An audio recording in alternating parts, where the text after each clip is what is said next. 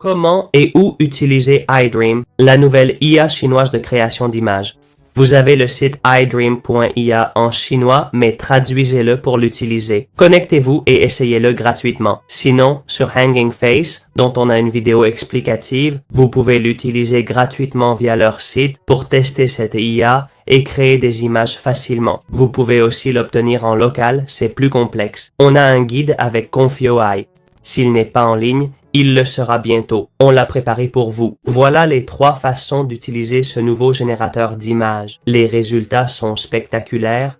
Alors qu'attendez-vous pour l'essayer? Voyons les options d'iDream. On l'utilise depuis sa page d'accueil, son site web, et comme vous voyez, il y a des sections à gauche. C'est tout ce qu'on peut faire avec cette IA et ce n'est pas rien. Vous voyez, il semble y avoir 3 ou 4 sections, mais bon, 3 ou 4 sections quoi. D'abord, la génération vidéo par IA. On upload une image pour créer une vidéo ou du texte en vidéo aussi.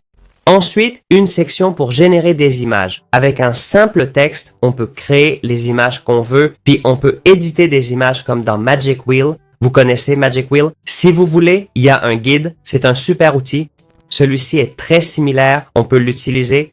Il y a aussi une section génération 3D à partir d'images ou de textes. On peut créer des images ou du texte en 3D. On entre le prompt souhaité et ça génère le texte en 3D ou ces images-là. Il y a aussi une boîte à outils pour améliorer les images avec l'IA, repeindre, effacer intelligemment, faire des extensions, améliorer les vidéos et même animer nos images. Tout ça, c'est ce qu'on peut faire avec. Comme je dis, ce n'est pas rien ce qu'on peut réaliser avec ce logiciel. Voyons comment utiliser cette gomme iDream AI. Pour cela, dans iDream, allez dans la boîte à outils et cliquez sur Gomme intelligente. Ensuite, il faut télécharger l'image et spécifier ce qu'on veut effacer. Comme vous voyez, j'ai mis cette image et je vais vous montrer ce que je veux changer. Comment? En le sélectionnant. Simple. Je vais indiquer ce que je veux effacer. Dans ce cas, le frisbee. On prend le pinceau, on ajuste sa taille selon nos besoins et on commence à peindre ce qu'on veut effacer. Après ça, on clique sur Suppression IA. Dès qu'on appuie sur le bouton, ça charge et commence à effacer ce qu'on a sélectionné.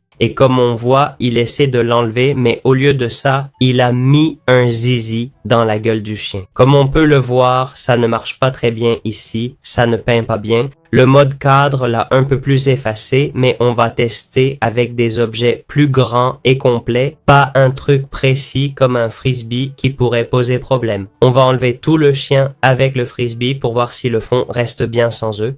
Et voilà, c'est fait, mais le résultat n'est pas top. On a essayé, mais comme vous voyez, ça ne marche pas super bien, c'est pas le meilleur. Ça fonctionne, mais ça laisse un fond flou. Honnêtement, c'est pas l'idéal pour effacer une image.